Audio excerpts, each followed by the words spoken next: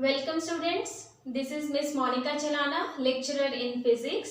इस वीडियो में हम मिरर फॉर्मूला के बारे में पढ़ेंगे। मान लेते हैं हमारे पास एक कनकेव मिरर है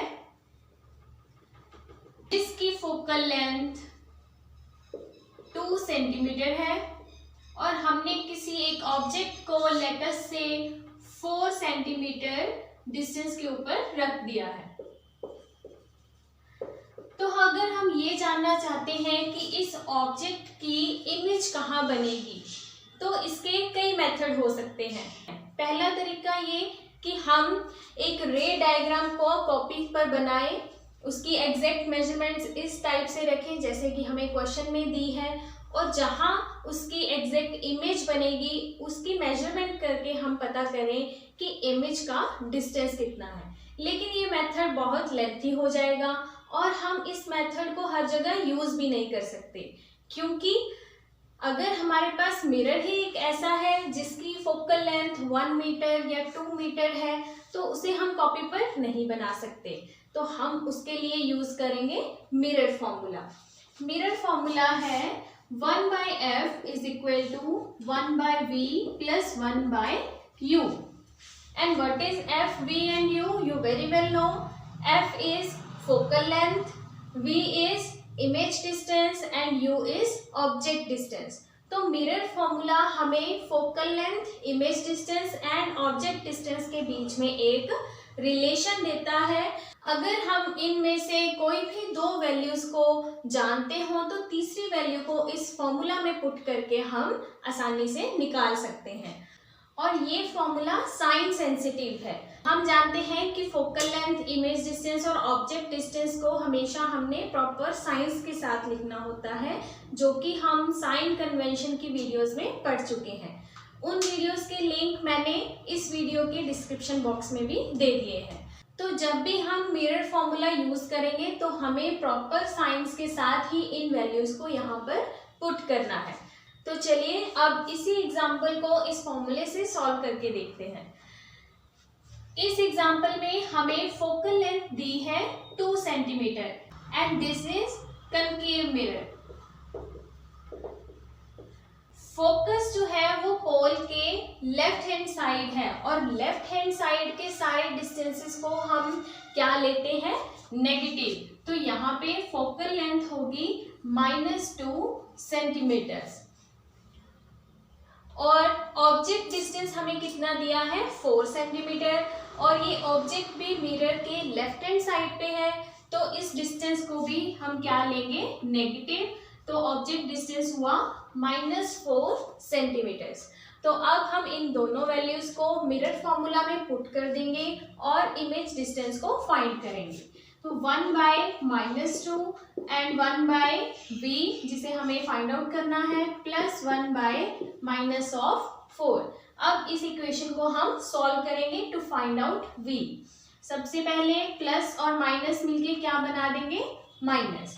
अब वेरिएबल टर्म्स को हम एक साइड कर लेंगे और नंबर टर्म्स को एक साइड कर लेंगे। तो इससे हमें मिलेगा 1/v इक्वल टू -1/2 प्लस 1/4। इसका एलसीएम ले लेंगे, दैट इज 4, और इसको 4 बनाने के लिए ऊपर नीचे हमें 2 से मल्टीप्लाई करना होगा। तो अब कितना बन गया, -2 plus 1 and this is equal to -2 plus 1 will give you -1/4। So 1/v की वैल्यू आ गई -1/4।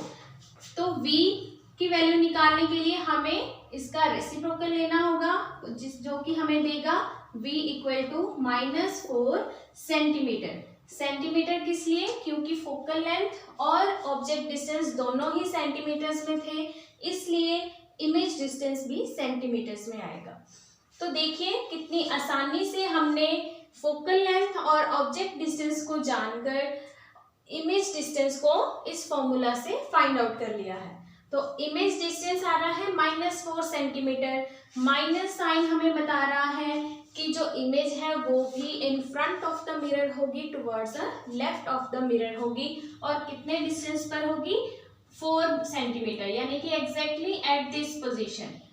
और ये सही भी है क्योंकि इस एग्जाम्पल में फोकल लेंथ है 2 सेंटीमीटर और उससे डबल डिस्टेंस पर क्या होता है, सेंटर ऑफ कर्वेचर। और सेंटर ऑफ कर्वेचर पर जब भी हम किसी ऑब्जेक्ट को रखते हैं तो वो इक्वल साइज की और उसी डिस्टेंस के ऊपर एक इमेज बनाता है, इसलिए हमारा इमेज डिस्टेंस भी फॉर्मूला से भी ड्राइव यही हुआ है, दैट इज -4 सेंटीमीटर। अब हम एनसीईआरटी की एक प्रॉब्लम को सॉल्व कर लेते हैं। प्रॉब्लम है an object is placed at A distance of 10 centimetre from a convex mirror of focal length 15 centimetre. Find the position and nature of the image. तो क्वेश्चन में हमें दिया है कन्वेक्स मिरर और उसकी फोकल लेंथ दी है 15 centimetre. तो focal length of a convex mirror is always positive. क्यों? क्योंकि कन्वेक्स मिरर का जो फोकस है वो हमेशा बिहाइंड द मिरर होता है और बिहाइंड द मिरर यानी कि पोल से राइट साइड की डिस्टेंसेस को हम हमेशा क्या लेते हैं, पॉजिटिव। इसलिए कन्वेक्स मिरर की फोकल लेंथ क्या होगी, पॉजिटिव। और हमें दिया है an object is placed at A distance of 10 centimetre, यानी कि हमें ऑब्जेक्ट डिस्टेंस दिया है कितना, 10 सेंटीमीटर। बट अब यहाँ पे कौन सा साइन आएगा, क्योंकि ऑब्जेक्ट जो है वो हम हमेशा मिरर के लेफ्ट साइड पे रखते हैं और मिरर से लेफ्ट डिस्टेंसेस को हम क्या लेते हैं, negative.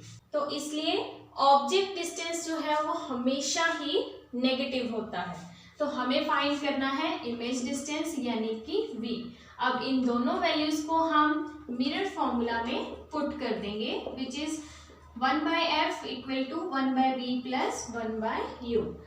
So putting the values, 1/15 = 1/v + 1/-10। तो अब इस इक्वेशन को हम v के लिए सॉल्व कर लेंगे। सबसे पहले plus and minus will give you minus. अब वेरिएबल टर्म्स को एक साइड कर लेंगे और नंबर टर्म्स को दूसरी साइड कर लेंगे। तो 1/10 को इस साइड लेकर आएंगे तो कुछ इस तरह की इक्वेशन हमें मिलेगी।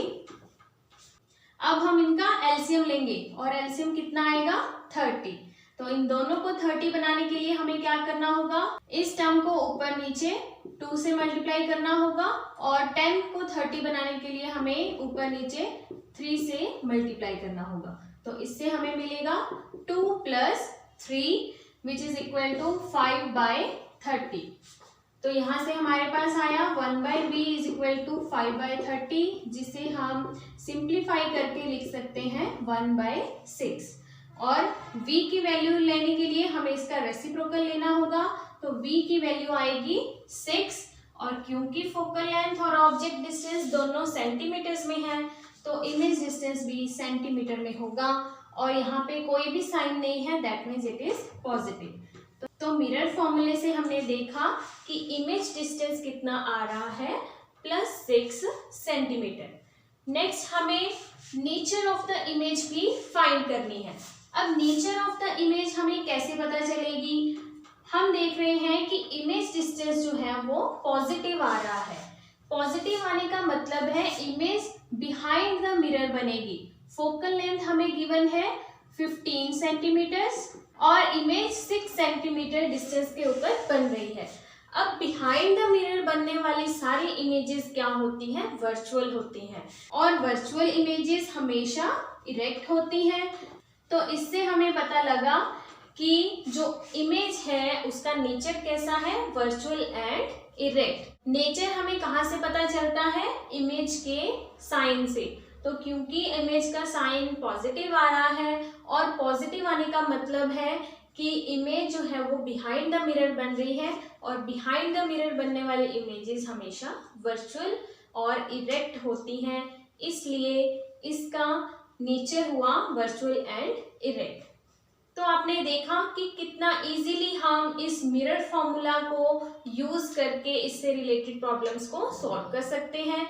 लेकिन हमें ध्यान में क्या रखना है कि जब भी हम फोकल लेंथ, इमेज डिस्टेंस और ऑब्जेक्ट डिस्टेंस को इसमें पुट करें तो वो प्रॉपर साइंस के साथ ही पुट करें, तो आपको हमेशा ही उसका एक करेक्ट आंसर मिलेगा।